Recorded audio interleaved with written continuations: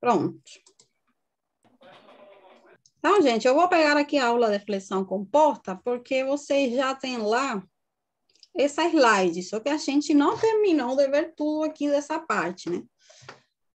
Até a prova 1, né? Vocês aprenderam a calcular tensões, né? De barra submetida à flexão composta, né? Contração ou compressão. Que vocês já sabem que é fazer o somatório dos efeitos, né? A superposição dos efeitos. Então, eu passei por cima, nessa parte aqui do núcleo central de inércia, eu passei um pouco por cima e expliquei. Mas isso aí vocês têm que ainda ver um pouquinho, para que vocês aprendam qual é a utilidade disso aí. Então, aqui a gente vai focar nessa primeira parte da aula, em explicar essa questão aí, né?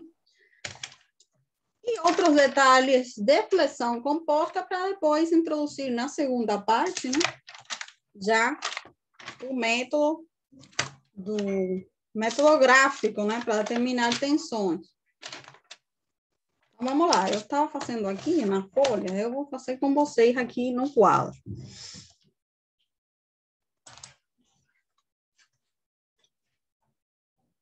Então, gente, vamos lá. O que é o núcleo central de inércia de uma seção transversal? Bom, a definição já está aqui escrito, né? Que é o lugar geométrico tal que, se nele for aplicada uma carga de tração ou compressão, né? Observem aqui está marcado nessa seção o núcleo central de inércia. Então, se eu aplicar uma carga axial dentro dessa seção aqui, em qualquer ponto, toda a seção ela estará tracionada ou comprimida, né? Tracionada se essa carga for de tração, comprimida se for de compressão, certo? E qual é a utilidade disso na prática, né? Por exemplo, vocês sabem que o concreto, ele não tem uma resistência boa à tração, mas ele é bem resistente à compressão. Então, por exemplo, se vocês têm um pilar de concreto, uma fundação, né? Ou qualquer elemento de concreto, que vocês precisem apoiar outro elemento ou uma carga em cima dele, né?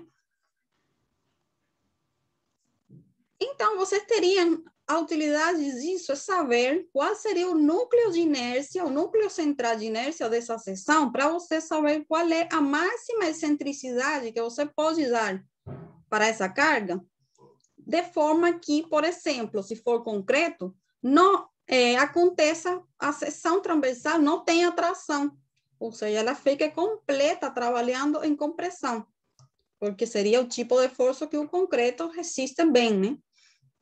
Então, para explicar isso mais detalhado, eu vou fazer aqui com vocês, né? Algumas deduções aqui, né? Bom, e como falei do concreto, né? Desculpa, nessa seção transversal aí, a senhora está falando aplicar força no eixo X aí? Não, no eixo Z. Isso aqui é uma seção transversal, né? Eu sei, o eixo X que eu estou falando, ele está ali no ponto zero entrando... Sim, Luciano. É que eu pensei que era XY, mas aqui está XZ. Perdão, Não. YZ, né? Então, sim, está certo. O eixo X é aquele que está, né, no eixo longitudinal. Exatamente. Então, gente, vocês vão ver agora da onde que sai isso aqui, né? Como é que isso é determinado, porque isso aí não caiu do céu, né? Esse é o núcleo central, né? Isso aí saiu de uma análise matemática, né? Então, vamos fazer aqui. Deixa eu ver se eu consigo agregar uma slide aqui, em branco. Isso, porque eu consigo escrever aqui e aí fica já na slide para vocês também. Só que aqui acho que eu não consigo deletar. Vou melhor ir no quadro. Enfim. Bom, vou tentar aqui, se der ruim, a gente vai no quadro. Né? Por exemplo, gente, vamos lá. Eu vou mostrar o exemplo de uma seção retangular, que é a mais fácil, né? Mas é assim que a gente encontra o núcleo central para qualquer seção, né? Só que sempre a gente começa aplicando o mais simples, né? A seção retangular, porque assim, é mais fácil para mim de explicar também, é mais fácil para vocês entenderem, né? Então, vamos lá, vou fazer aqui um retângulo.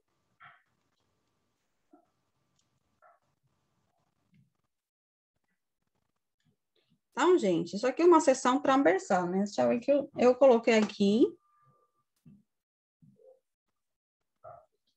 os dois eixos, né?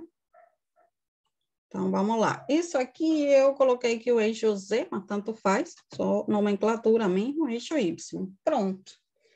E esse aqui vai ser o meu centroide, né? Então, seria o eixo aqui, a origem do eixo de coordenadas, né? Então, vamos lá. Vocês sabem que a flexão composta, que ela vem da aplicação de uma carga excêntrica, né?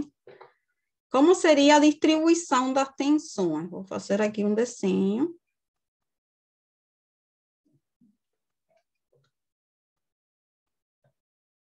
Então, vamos lá. Eu vou fazer aqui como se fosse a seção transversal, né? Só que aqui está longitudinalmente, ao longo do eixo X, né? Então, vou fazer um cortezinho aqui. Pronto, então eu vou fazer... Deixa eu ver como que eu fiz aqui. Vamos lá, vou fazer 3.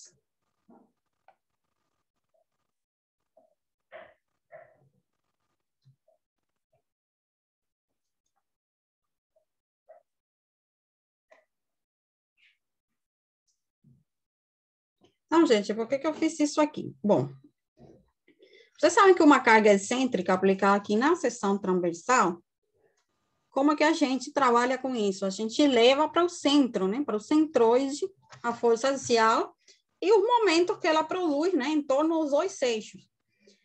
Então, assim, se eu tivesse uma excentricidade só aqui em um eixo, né? Vamos supor que seja aqui no eixo Y, uma carga excêntrica aqui no eixo Y, então ela não vai ser mais do que a superposição do efeito, né? Por exemplo, isso aqui, deixa eu ver se eu desenhei aqui uma carga, eu desenhei nesse aqui. Então, vamos lá, vou fazer essa continuidade aqui, para marcar o centroide. Então, vamos supor que eu tenho uma carga excêntrica aqui, né? N, certo? Ela é excêntrica. Então, os efeitos, a distribuição de tensões aqui na seção transversal, por conta dessa carga excêntrica, já vocês aprenderam que não é mais o quê? A distribuição das tensões por flexão, né? Mais a distribuição de tensões pela força axial pura, como se ela estivesse aqui no centroide. Ou seja, por flexão, vocês sabem que a linha neutra vai estar aqui no centroide da seção, né? Então, aqui a gente teria uma tração e aqui a gente teria compressão. E a gente somaria isso aqui com uma distribuição de tensões uniforme, produto da força axial, certo? Então, para eu calcular o efeito disso aqui, dessa força excêntrica, eu teria que somar isso aqui com essa situação aqui, certo? Então, aqui eu teria uma sigma de tração positiva e aqui compressão negativa. Isso aqui seria sotração, porque a força axial é de tração, né? Então, a distribuição real da seção das tensões seria o somatório disso aqui. E aí, a minha linha neutra, ela mudaria, né? Ela estaria onde? Isso depende dos valores das tensões, né? Do valor dessa tensão axial aqui. Se ela for maior, né? Ela vai ficar mais para cima. Se for um valor menor, ela só pode ficar um pouquinho, ou seja, mais ou menos para cima, depende dos valores aqui das tensões. Mas, de uma forma genérica, ela vai tender a ficar assim. Vamos supor que fique assim, né? Então, a distribuição real aqui das tensões seria uma coisa assim, né? Certo? Então, a linha neutra ficou aqui em cima.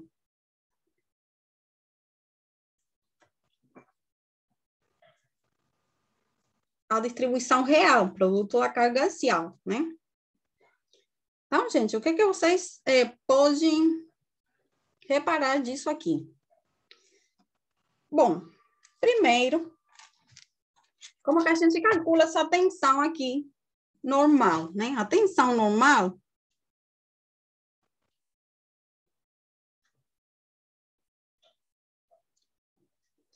se eu estou calculando aqui a tensão no eixo Y, ela vai depender apenas da altura, né? Ou seja, da distância Y, né? Então, ela é uma função de Y, certo? Então, gente. E eu vou fazer, então, um somatório dessa tensão aqui por flexão com essa aqui da força axial, certo? Então, vamos lá. Deixa eu concentrar uma coisa aqui. A tensão por flexão, você sabe que ela é momento, né? Dividido pela inércia, multiplicando a distância Y, né? Só que o momento, ele vale quanto? Esse é o momento M, né? Vamos supor que eu tenha uma excentricidade aqui, que eu vou chamar... Eu vou chamar de E, só. Certo? Então, a carga N, ela está excêntrica a uma distância E aqui do centroide da seção retangular, né?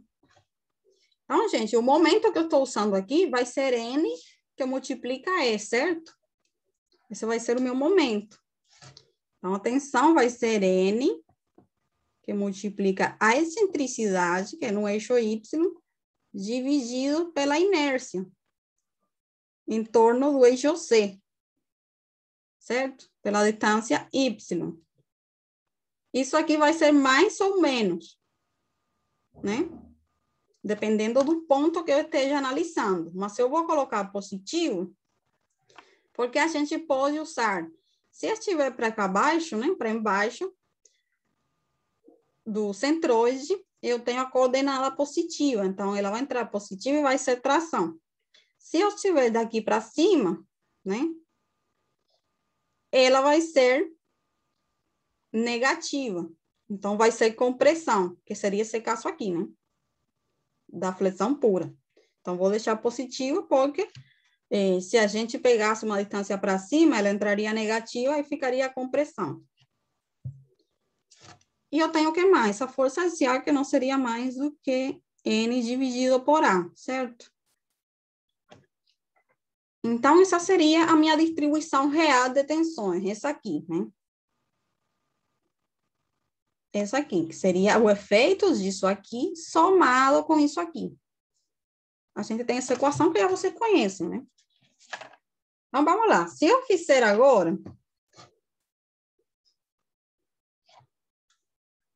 vamos lá. Para simplificar isso aqui, eu vou aqui, né? Pegar N e multiplicar, então, pela excentricidade em Y, dividindo a inércia pela distância Y, mais 1 dividido pela área, né? Então, só isso ler aqui, né? Tirei aqui o fator comum, que é N, né? Então, pronto. Só para vocês visualizarem aqui melhor as reduções que eu vou fazer agora.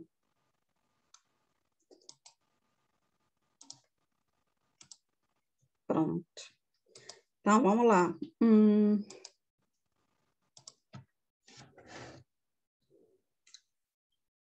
Então, gente, se eu quiser encontrar aqui a posição da linha neutra,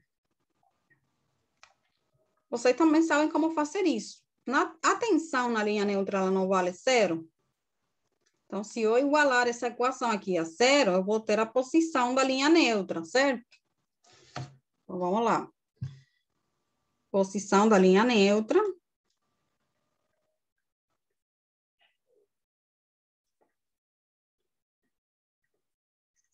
Eu vou igualar, então, essa equação aí a zero, né? Então, N que multiplica excentricidade em Y dividido pela inércia em Z. Coloquei aqui em Z, né? Que multiplica a distância Y mais 1 dividido pela área. Eu vou igualar isso a zero.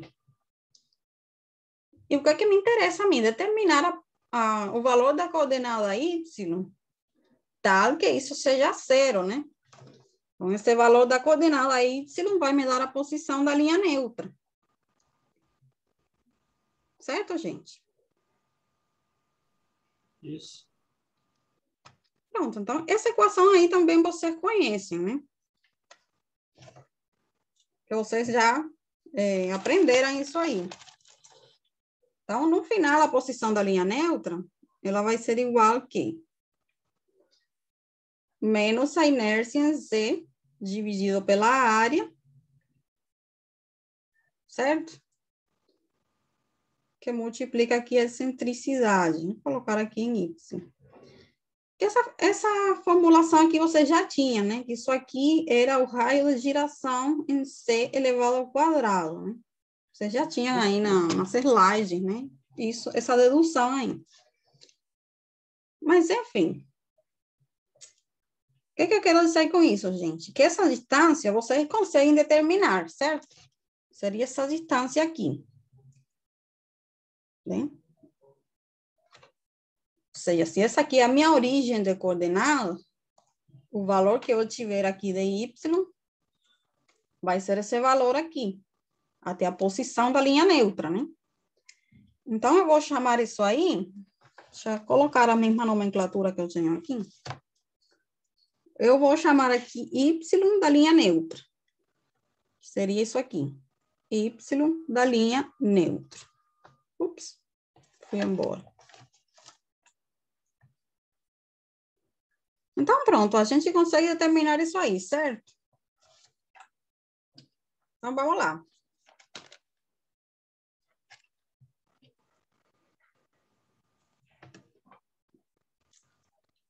Deixa eu ver agora. Enfim, aqui do lado tem espaço ainda. Então, gente, observem uma coisa aqui, né? Observem o seguinte. Já o valor dela aqui está negativo, né? Então, se você observa, eu coloquei a minha origem de coordenadas aqui. Então, obviamente, se eu coloquei o positivo para aqui embaixo, né? Esse valor negativo que está daqui para cima. Mas vai ser esse valor aqui, né? Então, observem o seguinte. Essa posição da linha neutra, ela não está dependendo, ela é inversamente proporcional à excentricidade da carga, né? Certo? Eu vou levar esse desenho aqui. Esse desenho aqui, gente, vamos lá, vou fazer aqui mais detalhado, né? Esse desenho aí, essa é a minha seção, né?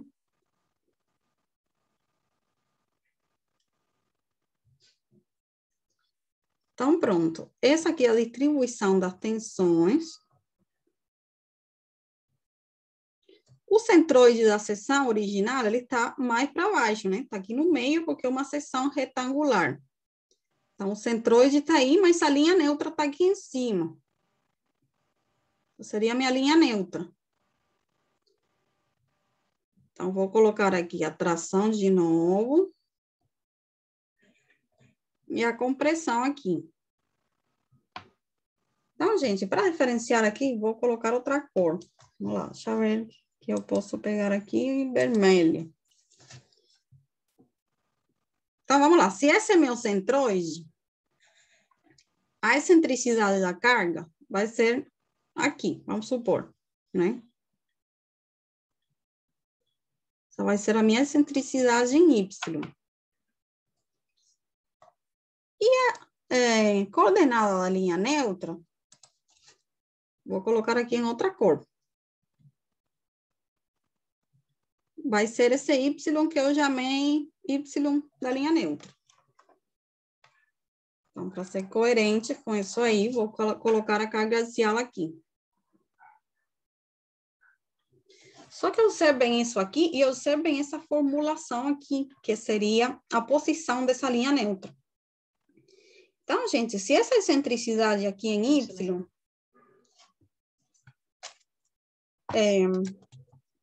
for maior ou menor, ela vai movimentar essa linha neutra, certo?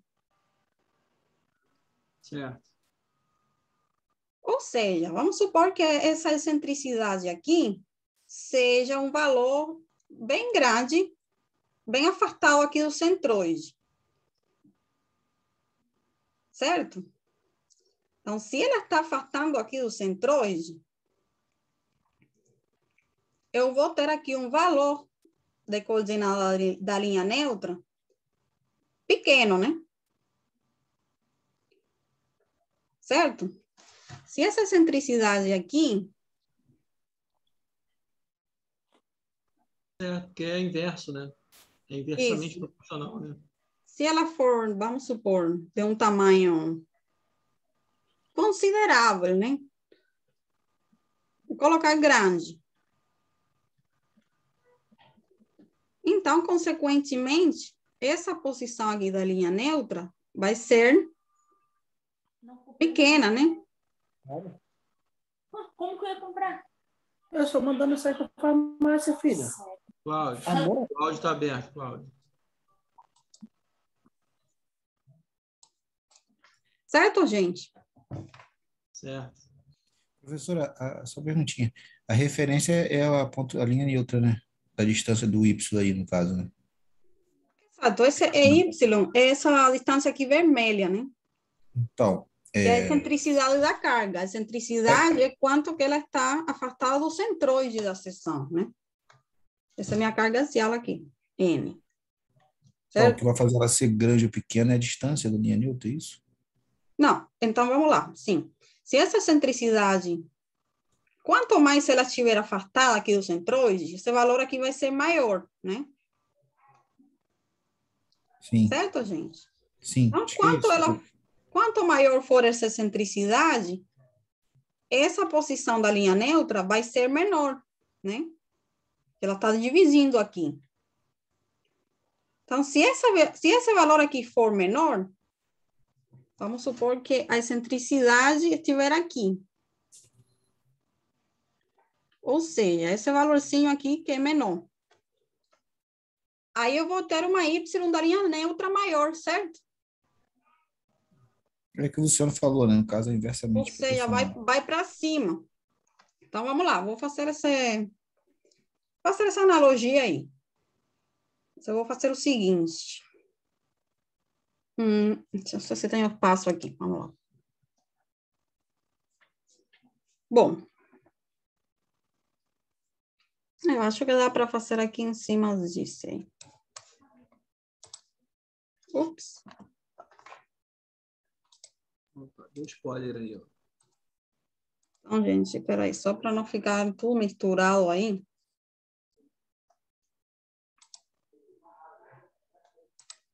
Então, pronto, vamos lá. Se essa excentricidade, vamos supor que ela tem esse tamanho, né? E aí eu obtive essa coordenada da linha neutra. Quanto menor for essa excentricidade, vamos supor, eu vou fazer aqui uns casinhos aqui independentes. Ups. Gente, é isso. Então, vamos fazer o seguinte. Eu vou fazer o mesmo exemplinho. Esse aqui é o centroide. Então, a excentricidade é quanto a carga N está afastada do centroide, né? Então, se eu tiver ela aqui grande, né? Perto da fibra inferior, esse valor aqui vai ser maior, né? Vai ser grande. né?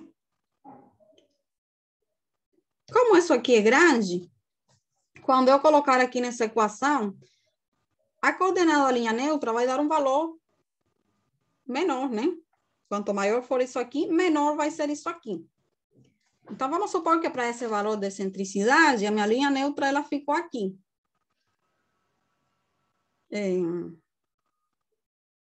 Ficou aqui. Vamos supor que ficou aqui, né? Então, essa vai ser a linha neutra.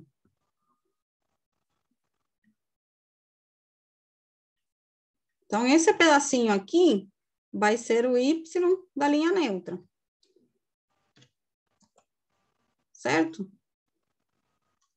Isso aqui continua... Nossa, isso aqui está travando, gente. Isso aqui continua sendo tração e compressão. E agora, o que acontece se a linha neutra... Perdão, se a excentricidade ela for pequena, né? O centroide está aqui ainda. Se eu tenho agora a carga N aqui. Agora eu tenho uma excentricidade aqui, E, que vai ser menor do que essa outra aqui, né? Se essa aqui for menor, gente, esse valor da coordenada da linha neutra não vai ser maior? Vai. Então, ela vai ter um valor para cima maior, vamos supor aqui, né? Então, se essa for minha linha neutra,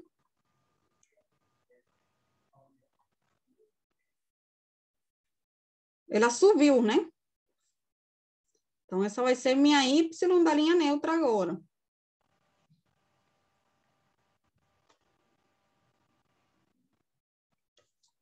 Certo? Então, gente, o que eu quero que vocês percebam aqui. Quanto menor essa excentricidade, se ela continua chegando, subindo para cima, vai chegar um momento que a linha neutra ela pode até sair da seção, né? Verdade. Ela pode ser tão pequena que a linha neutra sai da seção. Certo?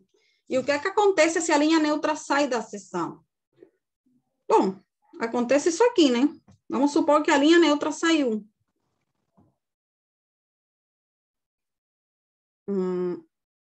Vamos supor aqui está o centroide. Nossa, isso aqui está bem ruim. E vamos supor que assim, a excentricidade foi tão pequena que a linha neutra está lá em cima. Então, a distribuição da tensão vai ser uma coisa assim.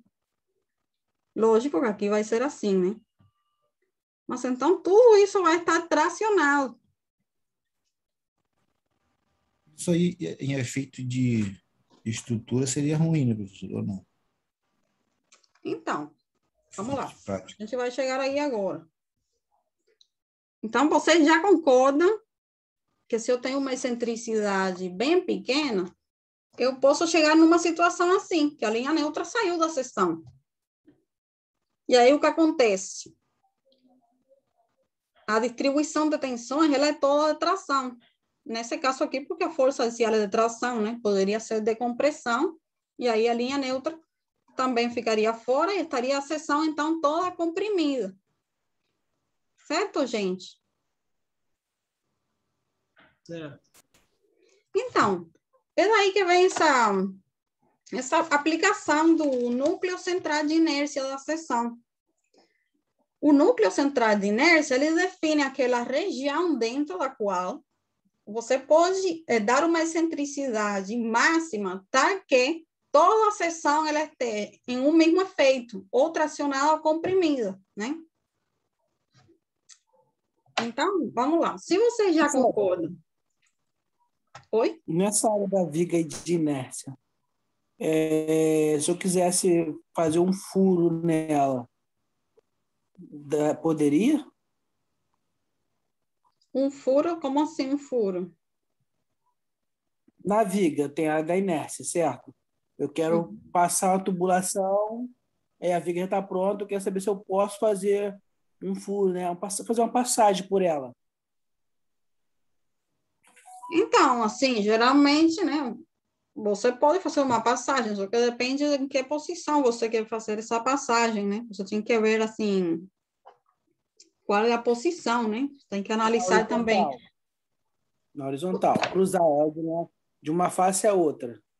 Então, aí você diminuiria a seção transversal, né? Você abriria um furo, seria diminuir a seção da viga, né? Sim, mas está em cima da linha Mas, da gente, inércia. geralmente elas são atravessadas assim, transversal, né? Não longitudinal. Né? Abrir um furo, uma viga de concreto na longitudinal, isso aí. É porque às vezes a gente faz um furo, né? A viga está pronta e a gente aluga a máquina e faz um furo nela, né? Cruzando, ela poder cruzar uma tubulação e é tranquilo, né? Eu queria saber se pode. Aí a gente fala. Não, então, assim, você tenta abrir ela na transversal, né? Para que seja um furo o menor possível. Mas, em qualquer caso que você for fazer um furo, se ele for muito grande, você pode verificar, né? Quanto que diminuiu a inércia, Mas, né? professora, se for na altura da linha Newton, acho que não tem problema, né? Porque ali não tem essa carga toda, né? Lógico, né? É isso Exatamente. que eu tô falando.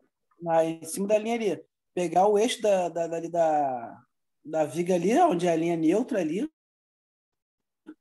né? E fazer o Pode, furo sim. ali, de 10 Esse milímetros seria e fazer a o passagem. lugar mais adequado, né? Seria esse aí. Mas também pode ser na parte de embaixo, porque quem está resistindo aqui embaixo à tração é o aço, né? Isso. O que interessa aqui do concreto é a parte da linha neutra para cima, que é o que resiste à compressão.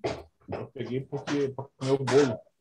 Mas aí tem uma questão também, quando você vai abrir O garfo já estava um buraco, você tem que ver a posição das barras, né? Das barras de aço. O áudio aberto aí. Rodolfo, está aberto aí, Rodolfo. Oi? Tem o bolo, Rodolfo. Explica de novo, professora. Que é outra questão que, assim, de abrir, você pode abrir, né? Mas você tem que ver o tamanho e em que local você vai abrir ele, né? Lógico que, assim, se for no concreto, da linha neutra para baixo, né? Porque o concreto, ele resiste a compressão na parte de cima. Mas aqui embaixo tem as barras de aço, né? Então, você teria que ver também a posição das barras, né? Porque elas têm que ter um revestimento mínimo para garantir a aderência com o concreto, né? Mas se você respeitar aí esses limites, você pode abrir um buraco sim. Mas normalmente o que é feito é que é deixado o buraco a tubulação, né? Uma vez que a viga já está construída, geralmente abrir o buraco já é mais trabalhoso, né? Então, assim, o que você faz geralmente é deixar, né, a tubulação e fazer a concretagem já com as tubulações, né? Colocá-las onde elas vão estar. E furar uma viga é uma coisa também meio, Pois é. meio complicado, né? Mais fura, Luciano, mais fura. Não, Tipo assim. não sei, mas a nível falando em nível de estudo, é uma parada meio, né? Porque acontece, às vezes a gente vai fazer marcação de laje, tem passagem que ela é feita dentro da viga. A gente coloca umas caixas de passagem para quando o armador constrói a viga, faz a armação da viga e a caixa de passagem já está ali no local. Aí vai fazer a concretagem, ela fica ali, depois a gente só abre ela e já está ali pronto para utilizar, ele passar uma tubulação por dentro da minha viga. E a gente faz isso, né? Eu queria saber como é que funciona mesmo. Como falou falando dessa linha da inércia, da tração, da compressão, eu queria saber os danos mesmo real da coisa mesmo. Então, gente, o que eu posso falar para vocês, assim, na prática, assim, né, construtiva, eu não tenho muita experiência, né? Eu sei que normalmente é deixado já a passagem das tubulações antes da concretagem, mas pode ser que depois vocês precisem abrir também buracos, né? Mas o que eu posso falar da parte estrutural é que, assim, você pode abrir sim um buraco, mas se ele for pequeno também, só que você tem que, né, ver o projeto para ver onde que está a posição das barras de aço, respeitar o revestimento mínimo, né? E também, né, ver se o buraco ele é razoável, o tamanho dele, né? porque a gente usa também coeficiente de segurança, né? Então, essas vigas já projetadas, elas têm um coeficiente de segurança aí para levar em conta todas essas coisas, né? Então, de poder, pode, né? Aí você tem que avaliar simplesmente se não é uma coisa muito grande, né? Mas abrir uma passagem pequena, pode. Né? Principalmente se for, né, nessa parte da linha neutra aqui é mais ideal, porque aqui estaria o aço, né? E aqui em cima trabalha o concreto, toda a compressão. Então, assim, eu acho que se você for abrir, sim, quanto mais próximo da linha neutra, melhor, né?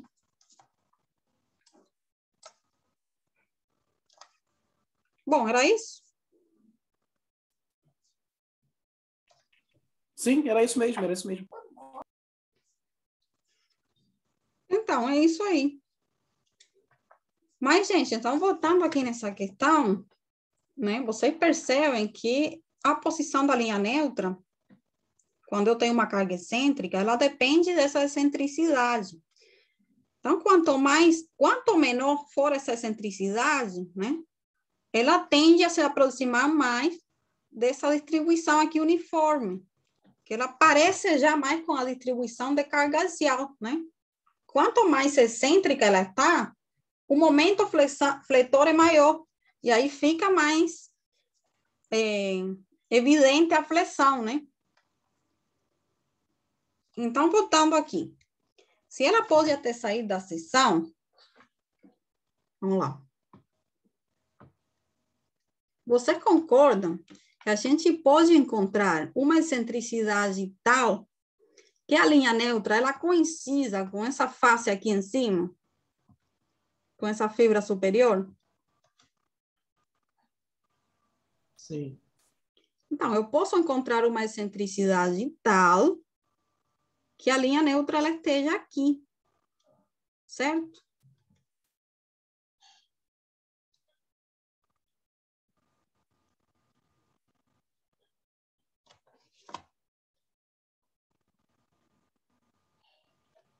Ela fica aqui.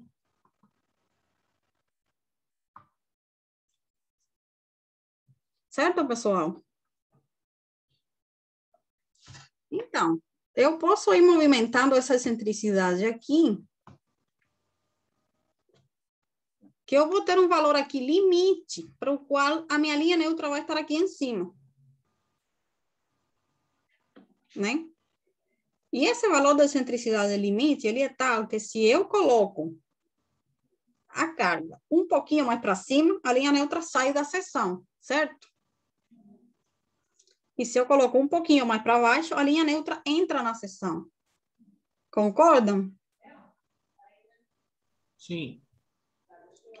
Então, gente, se eu determinar esse valor de qual é essa excentricidade limite, isso não vai dar para vocês uma região naquela seção dentro da qual você pode aplicar essa carga, dentro dela, em qualquer ponto, que você garante que a toda a seção vai estar trabalhando, ou seja, vai ter tensões de um mesmo tipo de força, tração ou compressão, né? Nesse caso aqui, a gente está com uma força de tração. Então, assim, tração não é tão interessante, né? Mas, assim, se a gente tiver um pilar com uma carga compressiva, que você coloca essa carga, uma excentricidade grande, e ela acaba gerando tração naquele pilar, né? Que ele é de concreto. E o concreto ali não é bom resistindo à tração. Certo? Então, você pode ter uma carga de compressão, que se você coloca ela com uma excentricidade grande, ela pode acabar gerando tração em uma parte daquela seção transversal. E isso para a gente é perigoso, né? Porque a gente quer que os elementos de concreto, ele trabalhe a compressão, fundamentalmente, né? Porque pilar, né, fundação, a gente projeta para resistir esforços de compressão, fundamentalmente, né? Então, se você, por conta de colocar essa carga excêntrica, acaba gerando tração em uma parte do pilar, né? É bem perigoso. Então, por isso que a gente precisa conhecer esse núcleo central de inércia da seção. Porque conhecendo ele, você sabe, né? Quanto é o máximo que você pode afastar a carga do centroide, né? Durante o próprio processo construtivo. Digamos assim, que você tem um pilar, você tem que apoiar uma viga. E por questões construtivas, você não pode apoiar centrada, né? Você tem que afastar um pouquinho. Mas quanto que você pode afastar? Né? Quanto que você consegue afastar para que ela não gere tração naquele pilar? Por isso que é importante conhecer essa propriedade, né, do núcleo central de inércia. Então, agora você vai ver como é que a gente determina essa centricidade aí. Vou passar para outra página, porque isso aqui já está cheio. Então, vou botar outra... Bom, agora eu acho que eu vou ter que fazer desenhos de novo. Então, deixa eu ver. Então, gente, eu vou pegar aqui... Vou fazer só um desenho aqui.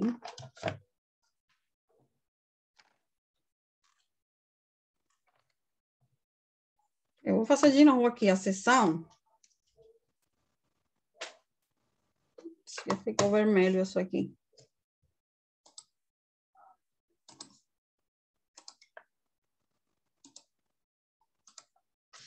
Então, vamos lá. Vou fazer aqui a seção, né? Essa seção transversal. O centroide dela está aqui. E vamos supor aqui que eu tenho a força axial aqui. N. O que eu quero determinar, gente, eu vou chamar aqui de EL, excentricidade limite, né? Não vou chamar, peraí.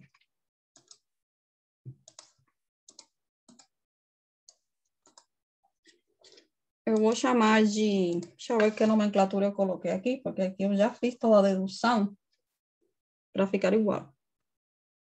Coloquei aqui E0. Foi como eu chamei esse E0 aí. Então, gente, qual seria o valor de E0, tá? Que a linha neutra, ela apareça aqui em cima. Vamos lá.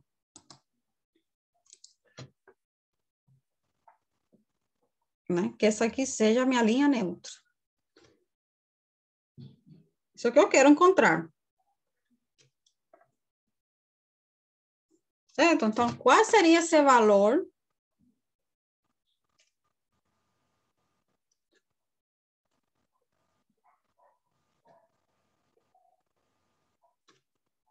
Tá? Que a linha neutra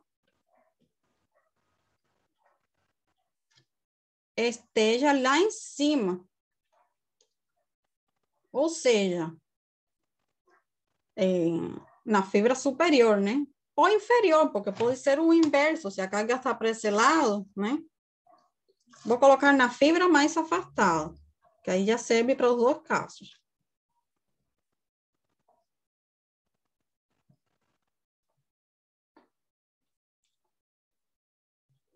Então, essa é a nossa questão aí. Qual seria o valor dessa excentricidade, tá? Que eu gere uma distribuição com linha neutra aqui em cima. Ou aqui embaixo, né? Porque se ela estiver desse lado, seria o caso contrário. Mas é a mesma coisa, né? É uma simetria aí. Então, eu vou explicar só com esse lado aí, mas aplica a mesma coisa para o outro lado. Então, a gente precisa determinar esse valor de excentricidade, tá? Que a linha neutra ela esteja lá em cima, nessa fibra mais afastada. Para que toda a seção, né? Eu sei que eu posso afastar a carga, o máximo, esse valor aqui do centroide.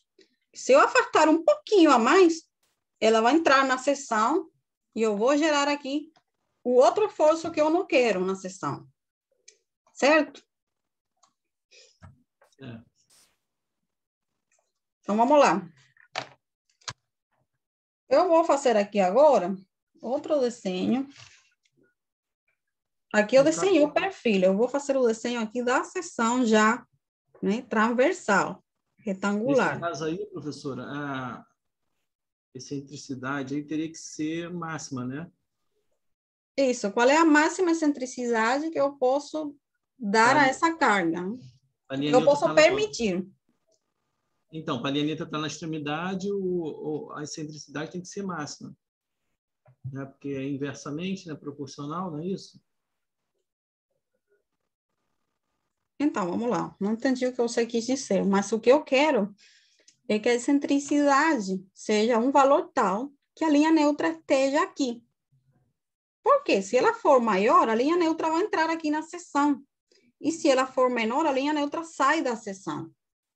Que não importa se ela sai, porque eu não importa se essa carga eu coloco aqui, aqui, aqui. Eu quero saber quanto eu posso afastar ela do centroide para que a seção continue trabalhando com tensões do mesmo tipo de força, né? Entende? Sim, entendi. Então, é isso que eu quero determinar, o valor limite, para eu saber que essa carga eu posso colocar, aplicar, até no máximo esse valor é 0. Porque se eu afastar mais um pouco, aí entrou a linha neutra aqui na seção, e esse pedacinho aí vai ter compressão, né? Eu estou fazendo um exemplo aqui como que é a força de tração. Mas, na verdade, a gente usa mais isso. A melhor aplicação é no caso da compressão, que eu tenho uma força de compressão e eu não quero gerar tração, né? Mas, enfim, é a mesma coisa. Eu só estou explicando com o esforço ao contrário, mas é o mesmo, o procedimento é o mesmo. Então, vamos lá. Eu vou fazer aqui nessa seção. Vamos supor que a altura dela é H. Vou colocar aqui, né? Um valor aqui de altura, que eu vou chamar aqui de H. E a base aqui eu vou chamar de B.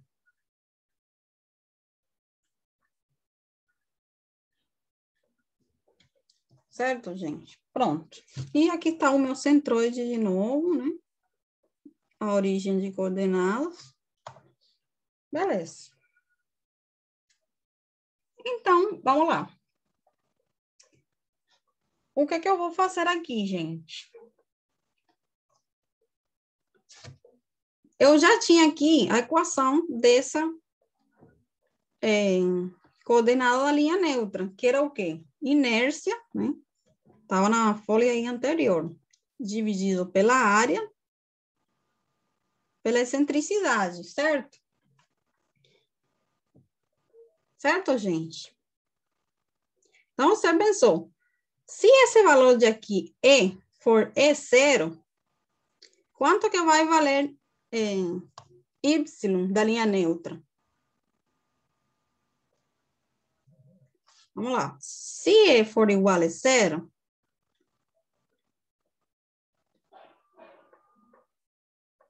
a coordenada da linha neutra, ela vai estar aqui em cima, né?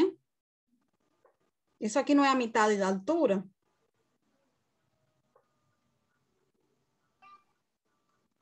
Né? Então, ela vai ser igual a H sobre 2. Certo? Então, gente, eu quero encontrar um valor de excentricidade que me dê essa coordenada da linha neutra, que vai ser H sobre 2. A origem da coordenada não está no centroide? Concordam, pessoal? Concordo. Então, se eu substituir, então, aqui esse valor de H sobre 2, a inércia vocês conhecem, uma seção retangular, vocês sabem como calcular, a área também. Eu não consigo achar qual seria o valor de E, no caso é 0. Então, eu vou fazer essa substituição aqui. H sobre 2 vai ser igual a quê? Inércia da seção retangular, no caso vai ser base, altura ao cubo, dividido por 12, né?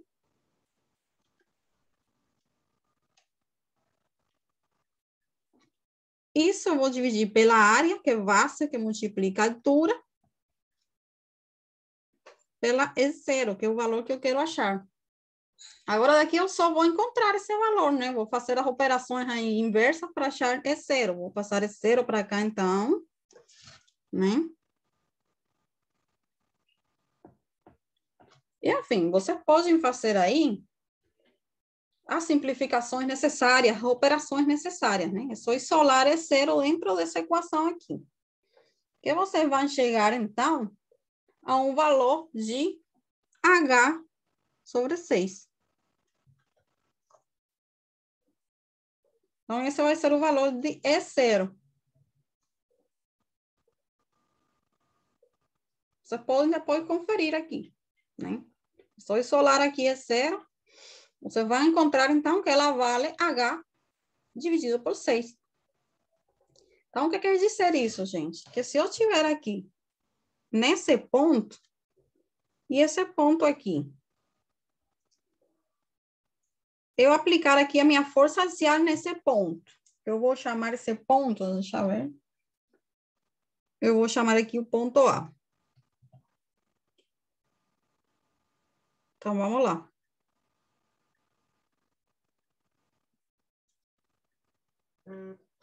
Então, se a carga está aí aplicada nesse ponto, a linha neutra da seção, ela vai estar aqui em cima.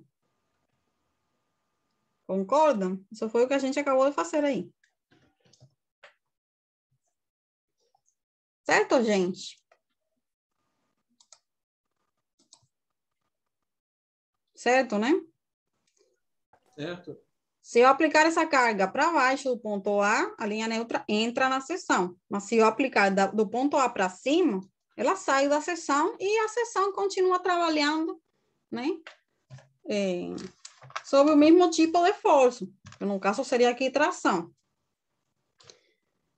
Então, gente, eu já sei aqui no eixo Y qual é o máximo que eu posso afastar a carga, né? Qual é a máxima excentricidade que essa carga pode ter. Então, vamos lá. Se a análise eu for fazer para o lado contrário, né? Se a excentricidade estiver para cima, vai ser a mesma coisa, né? A gente não tem uma seção aqui simétrica.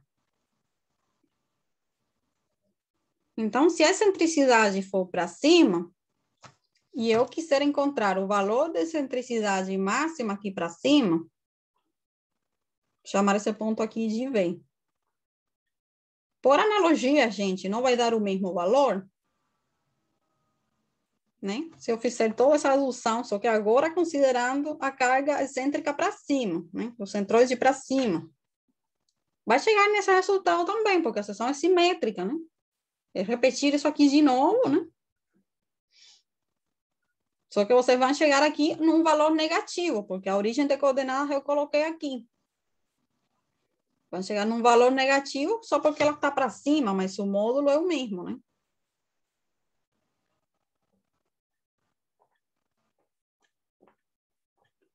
Então, vocês já sabem aqui que essa distância aqui toda, ela pertence ao núcleo central de inércia da seção, né? Porque entre esses dois pontos A e B, vocês podem aplicar essa força axial em qualquer altura, que a seção vai continuar trabalhando toda em tração, né? As tensões geradas vão ser todas de tração.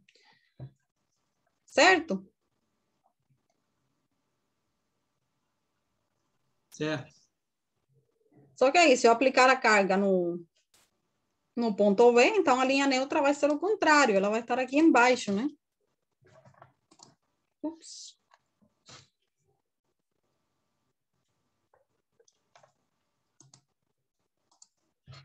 Se eu aplicar essa carga ali no ponto B, a linha neutra vai estar aqui, no limite, só que no limite inferior.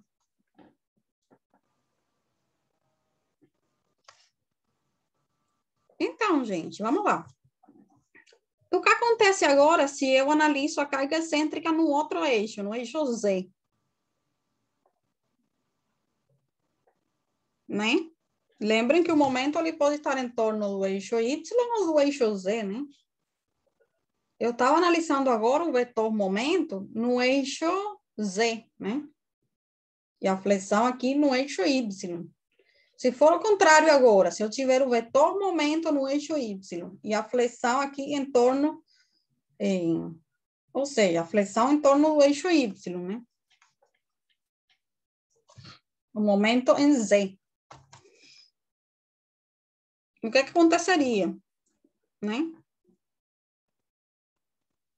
se a excentricidade está agora nessa direção, é a mesma coisa, é como se eu girasse, né? Como se eu girasse essa seção e fizesse a mesma análise, só que com ela girada. E o que era minha base, agora iria ser minha altura, né? E o que era minha altura seria minha base. Só isso que muda, não muda mais nada. Concordam? Sim. Então, se eu fizer essa análise para um momento em torno do eixo Y, ou seja, excentricidade ao longo do eixo C, vai ser a mesma coisa, gente, só que vai ter trocado a base e a altura, né? Porque a seção é retangular, né? Então, tipo assim, ela estava assim, né? E agora você faz assim. Então, é a mesma seção retangular. Então, se vocês fizerem essa análise aqui, analisando a excentricidade no eixo Z, vocês vão chegar a um valor igual, né? Só que agora, num ponto aqui que eu vou chamar de C, qual vai ser essa excentricidade máxima?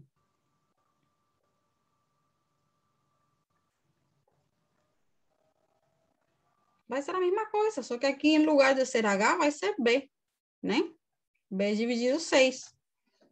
Certo? Imaginem que essa seção, ela rotou 90 graus e você fez essa mesma análise aqui. Você vai chegar nisso mesmo, só que com B e H invertido, né? Entendi. Então, assim. E a mesma coisa para cima. Um ponto D aqui, a mesma coisa. Essa outra distância aqui também vai ser B dividido 6, né? 6. Então, a gente já sabe que esses 4 pontos, eles fazem parte do núcleo central de inércia da seção, né? Mas para ter uma área lá dentro, a gente precisa desenhar um contorno, né? Porque aqui a gente estava analisando excentricidade nos eixos, né? Ou seja, em um único eixo. Só que a carga, vamos supor que eu tenho um contorno aqui assim. Ela pode estar aqui também, certo? Ou aqui, em qualquer ponto. Então, ela pode ter excentricidade em torno dos 2 eixos. Certo? Certo. Beleza, então, o que a gente faz agora? A gente quer saber qual é essa região, não só aqueles pontos no eixo, porque ela pode estar também fora dos eixos. Então, assim, qual seria aquela região que faz o contorno dentro do qual eu posso colocar a carga em qualquer ponto que ela continua a seção trabalhando toda a tração.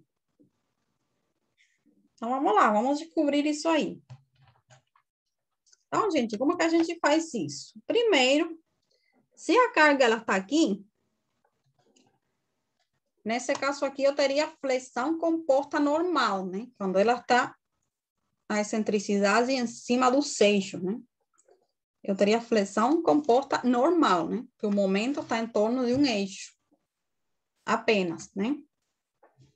Mas se ela estiver excêntrica em relação aos 2 eixos, eu vou ter flexão composta oblíqua, né? Porque eu teria momento em torno dos 2 eixos, certo? Momento em torno dos 2 eixos é como que eu tenho um momento, um vetor resultante fora que não coincida com esses eixos principais de simetria, né? Que vocês também estudaram já, né? Então, se a flexão composta oblíqua, a tensão, né? Ela depende de Y, mas depende também de Z. Certo? No caso anterior, dependia só de Y, porque a excentricidade a gente estava analisando em cima desse eixo Y. Se eu analiso, então, a excentricidade em cima do eixo C, a tensão depende só de Z, que foi essa análise aqui dos pontos C e D. Só que, por analogia, a gente já sabe que iríamos chegar nesse resultado aí, porque a seção é a mesma, né? Retangular. Só que se a carga estiver excêntrica aqui dos 2 eixos, com relação aos 2 eixos, essa tensão depende, né, das coordenadas dessa excentricidade, né? Lembram que vocês calculam os 2 momentos como sendo N, né, pela excentricidade em torno de um eixo, e respeito ao outro, N pela excentricidade com relação àquele outro eixo, né? Então, é a mesma coisa. Você vai usar aqui essa formulação da flexão composta, né? Que aí seria o quê? N, né? Pela excentricidade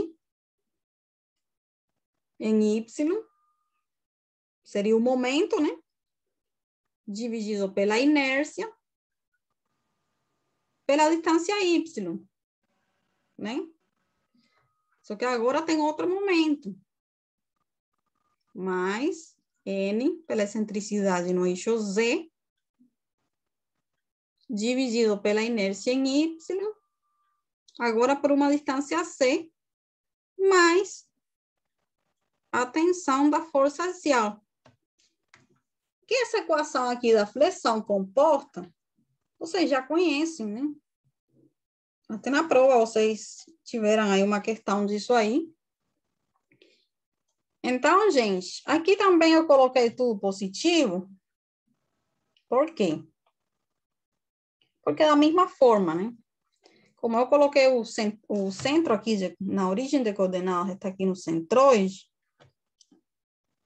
Se ela estiver afastada aqui para o lado positivo, então ela vai ficar tracionada. Se ela estiver afastada para esse outro lado, né? Aí eu colocaria, então, negativa a excentricidade, certo? E aí ficaria compressão desse lado. Então, iria bater sempre. Eu coloquei a origem aqui. Mas mesmo assim, quando vocês têm dúvidas, vocês fazem análise, né? Do que está acontecendo, que lado está comprimido e qual está tracional. Mas isso aqui foi para colocar já uma equação toda positiva, que esses eixos foram colocados assim com essas direções, né? Então, daqui para cá eu considero positivo, e daqui para cá positivo, e o contrário negativo. E aí, eu usando essa convenção ainda, esse sistema de eixos coordenados que eu coloquei, eu consigo escrever tudo positivo. Porque ela vai me dar já negativo se eu introduzir os valores negativos, né? Então, beleza. Porque assim fica mais fácil de demonstrar, né? Do que ficar colocando aí mais menos, né? Então, gente, é o seguinte. Vamos lá. Vocês concordaram que se eu aplico a carga aqui no ponto V, a linha neutra ela vai estar aqui, certo? E se eu aplico a carga aqui no ponto A, a linha neutra vai estar aqui. Então, observem só. Se vocês aplicam, então, a excentricidade aqui no ponto D, a carga, né? Então, a linha neutra estaria no outro contorno, né? Certo, gente? Né? Isso. Então, peraí. Pronto. E se vocês aplicarem aqui no ponto C, então ela vai vir para esse outro lado aqui. Mas o que interessa agora? Bom, isso aqui quando a carga está em cima dos eixos, né? Mas se ela estiver aqui afastada, eu vou ter ela também afastada em um ponto tal que a linha neutra se encontra onde? Aqui em cima, né?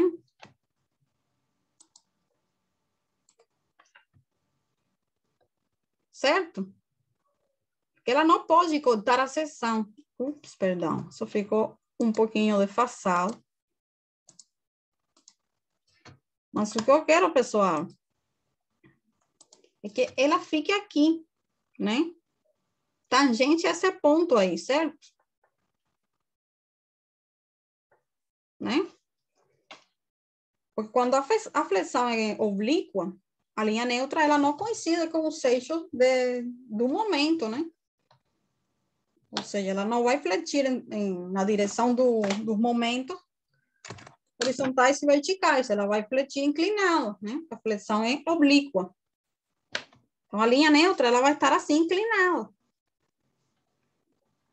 Então, para eu manter a seção toda trabalhando em tração, eu preciso que a linha neutra fique tangente a esse ponto aí. Certo? Beleza, pessoal? Então, assim, a linha neutra, dependendo do ponto de aplicação, ela vai estar aqui e vai ter diferentes orientações. Ela pode estar orientada assim, ou pode estar orientada mais assim, né? Ups, aqui saiu.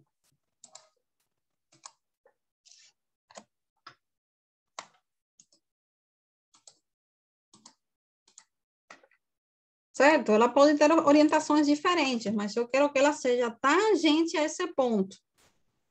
Certo?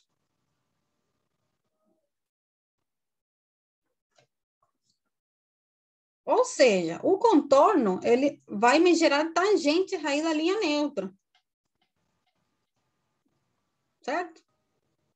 Até que ele chegue aqui, então ela fique assim vertical. E se ele chega aqui em D, ela fica aqui horizontal. Mas se eu percorrer aqui o contorno, aplicando a carga, vai gerar linhas neutras aqui tangente nesse ponto.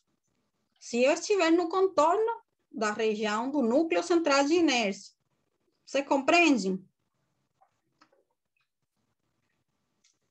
Certo, Sim. gente? Certo. Então, vamos lá. Como que a gente, então, determina esse contorno? Eu vou chamar esse ponto aqui de M. Chamei aqui de M, esse ponto aqui. Certo, gente? Então, pessoal, da mesma forma que a gente chegou à conclusão de que a excentricidade é zero, né? Geraria uma linha neutra aqui na posição H sobre 2. Vamos lá. Eu quero aqui uma excentricidade em C e em Y tal, né? Que a coordenada da linha neutra em C e em Y seja quanto? Em Y, H sobre 2. E em C, B sobre 2, né? Ou seja, as coordenadas desse ponto M não seriam H sobre 2, B sobre 2? Isso. As coordenadas do ponto M, né? Coordenadas YC seriam H sobre 2, vírgula, B sobre 2, né? Então, se eu fizer a mesma coisa que eu fiz aqui, né? Essas são as distâncias que eu quero determinar.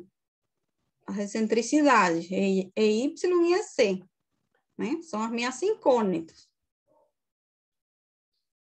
Para que elas estejam aqui no contorno e que a linha neutra esteja nesse ponto, vocês concordam que esse valor de Y tem que ser aqui H sobre 2 e esse valor de C tem que ser aqui B sobre 2. Certo, gente? Uhum. Concordam? Sim. Ao mesmo tempo que a tensão tem que ser zero, porque se é a linha neutra, eu quero que a tensão seja zero, né? Então, isso aqui tem que ser zero. Então, se eu substituir esses valores aí nessa equação, vamos ver o que acontece.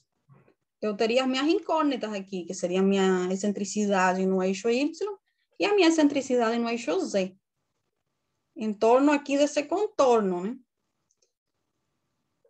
Então, gente, é só substituir de novo, né? Então, zero tem que ser igual aqui. Então, vamos colocar primeiro. Colocar o zero no final. Então, de novo, você conhece, né? Eu posso aqui isolar N, ou deixar N também, tanto faz. Né? Então, N que multiplica H sobre 2, que seria o valor de Y, né? E divide a inércia, que no caso a inércia em torno do eixo Z seria base, altura, cubo dividido por 12, né?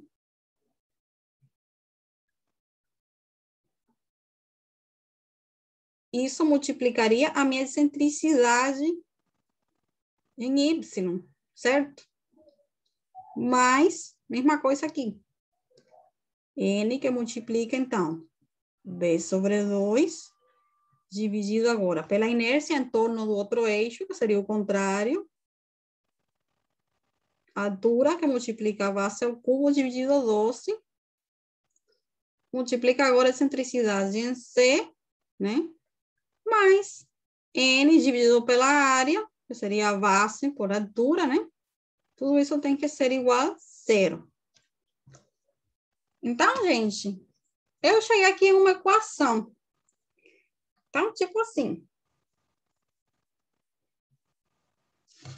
Eu não me interesso agora com toda essa conta aqui dentro dessa equação. O que que me interessa aqui?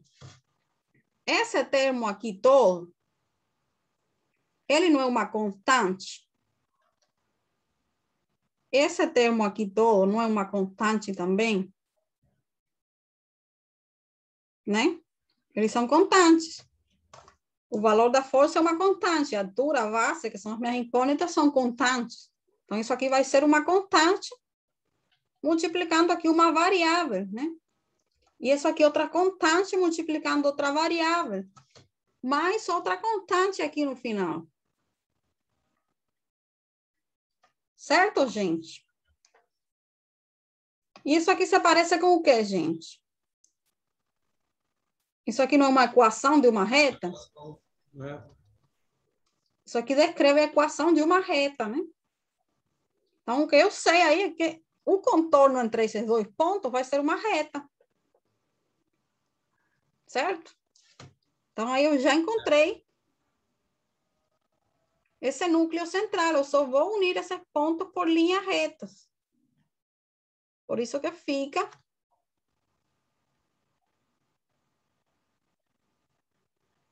né? Ups. Essa aqui seria, então, o meu núcleo central de inércia da seção.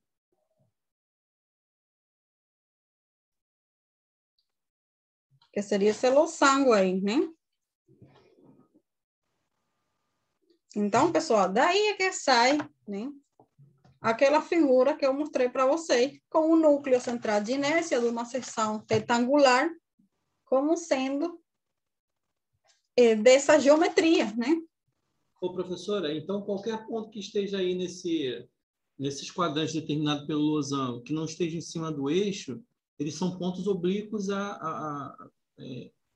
Então, a carga pode estar em qualquer ponto dentro desse losango, que a seção vai continuar trabalhando toda em tração, ou toda em compressão, entendi.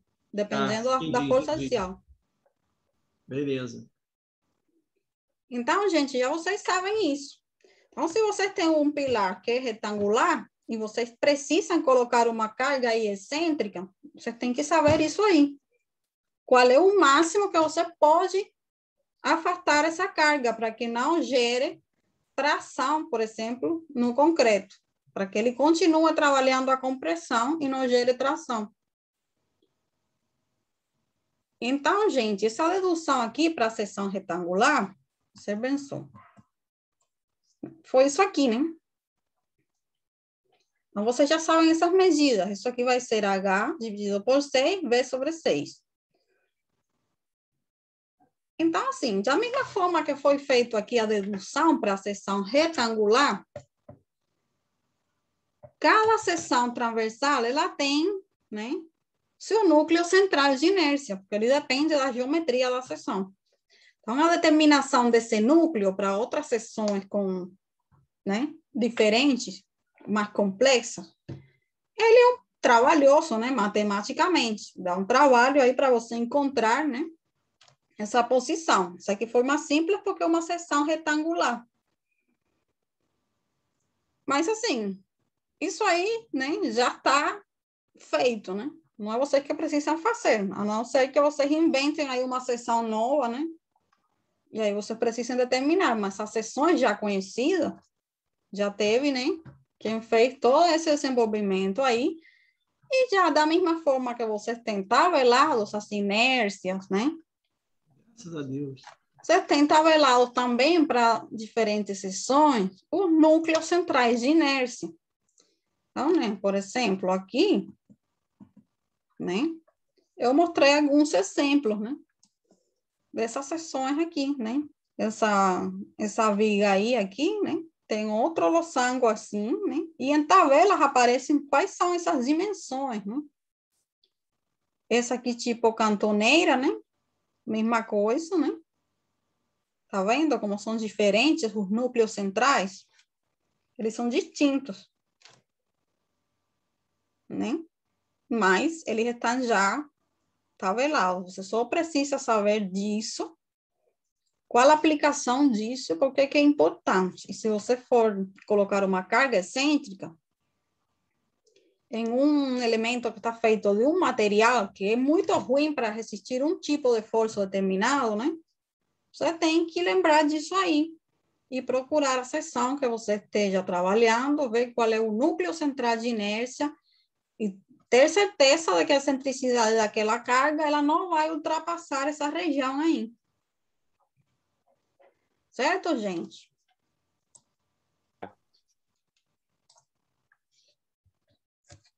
Ficou claro isso aí?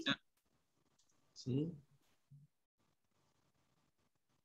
Bom, então, essa é a aplicação disso aí, gente.